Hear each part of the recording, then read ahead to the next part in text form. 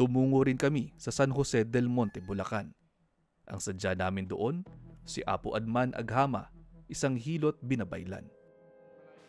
Agad nagpatingin sa kanya ang kasamahan naming si Reynan na matagal nang may iniinda sa kanyang likod. Hindi na raw siya tinantanan ng sakit sa likod mula nang madisgrasya sa larong basketball. Agad nanguha si Apo ng mga halamang gagamitin niya sa panggagamot. Ang unang ginagawa ni Apo sa mga pasyenteng dumudulog sa kanya ay ang pagtatawas. Sa katutubong panggamutan, kailangan una merong diagnostic, pagtatawas. So yung tawas ay hindi lang siya yung ibig sabihin, ano bang pagkakaalam natin ng tawas? Ito yung tawas sa kandila, tawas sa itlog, tawas sa papel, etc. etc. No? So yun, una diagnostic. Usually ito rin ay tinatawag na pagsasala, ibig sabihin filtering, para malaman natin ano ba talaga ang naging sanhi ng karamdaman ng tao. Hindi raw lahat ng karamdaman ng tao ay pisikal. May mga bagay raw na hindi kayang ipaliwanag ng siyensya. So kung karamdamang physical, maaari natin siyang i-recommenda, pumunta na kayo sa doktor. No? Dahil kasi karamdamang physical na yan. O kaya, kung karamdamang spiritual, so tayo na ang gagamot nun. Sa tradisyonal na medisina, ang tawag sa sakit ay pilay. May iba't ibang klase nito. Unang-una, pag sinabing sakit, ang tawag natin noon ay pilay. So ang pilay ay merong maraming kategory. No? Kategory. Una, pilay bale, pilay ipet, pilay lamig, pilay hangin, at pilay usog. No? So may 5. So naintindihan natin yung pilay bale, no? Parang nabale, na break. Yung ipit na ipit ang ugat. Yung hangin na hanginan at nalamigan. Pero ang pinakamisteryoso raw sa lahat ay ang pilay usog. So usog, ito yung very intriguing kasi napakalalim niya. Spiritual illness. So, ang basic na yun ay usog, ibig sabihin, you've been moved out. Nausog ka. Kumbaga, pag nausog ka, ibig sabihin yung energy mo, parang umatras. So, nangyayari yun, either pag ang tao ay galit, di ba, parang hindi ka makalapit sa kanya kasi natatakot ka. So, ibig sabihin yung usog ay maaring makuha dahil kasi may takot ka. Or either, usog, unknowingly, hindi mo parang merong something na your energy is very powerful enough to move other souls. Ang usog, karaniwang hindi raw sinasadya. Pero kapag may intensyong makasakit ang isang tao, hindi na lamang basta usog ang tawag doon kung hindi kulam. Iba't ibang ritual ang ginagawa ni Apo sa panggagamot at marami na raw siyang napagaling tulad ng mga taong hindi magkaanak. Nagtuturo rin siya ng katutubong paraan ng panggagamot dito sa Pilipinas at maging sa ibang bansa.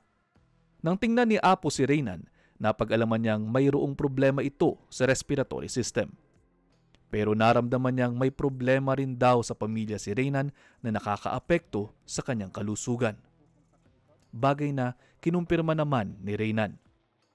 Hininga namin ng opinyon ang isang doktor tungkol sa sinaunang panggagamot.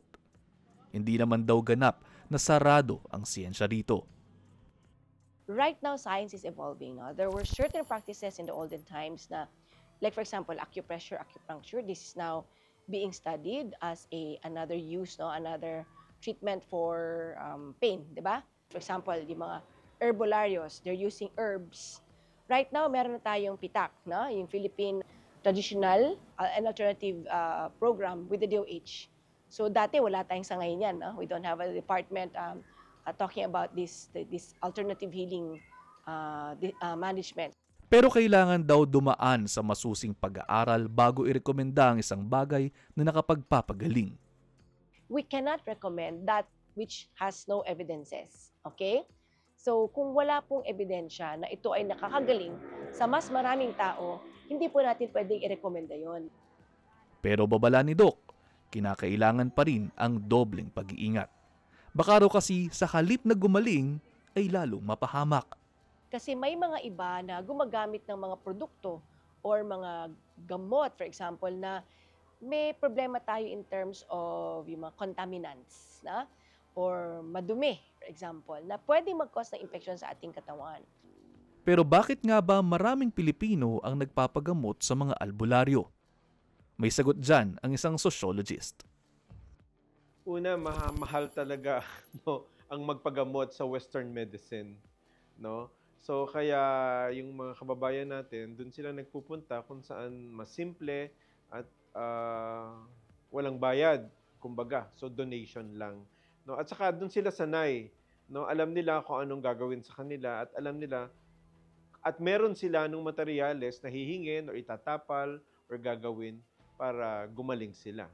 So, kumbaga, familiar, no? Hindi ka natatakot, alam mo, no? At walang bayad. Bukod sa mas praktikal para sa marami nating mga kababayan, nag-uugat din daw ito sa ating kultura. Wala naman talaga ang Western medicine eh. Yung advent niyan, kasabay ng colonialism. Nung dumating yung mga Espanyol, doon pa lang talaga yan nagsimula. Pero before, nabuhay tayo ng walang ganan. At tayo mismo ang gumagamot. At syempre, may mga sarili tayong paniniwala at teorya. Pero tayong mga mystical theories tungkol doon sa mga sakit natin. Kaya kaya natin tong gamutin. Sinasalamin din daw ng mga paniniwalang ito ang malalim na espiritualidad ng mga Pilipino. Pero ito'y nakadepende kung ano ang gusto ng kalikasan, kung ano ang basbas ng nuno, no? So may mga ganon. So yung paniniwala ang mas malalim doon. Pag naniniwala ka, nagagaling ka, gagaling ka. Sabihin mo sa akin, sumasakit ka. Sa huli, tamang balanse lamang ang kailangan na may kasamang pag-iingat dahil wala namang mawawala sa taong naniniwala sa parehong tradisyon at siyensya.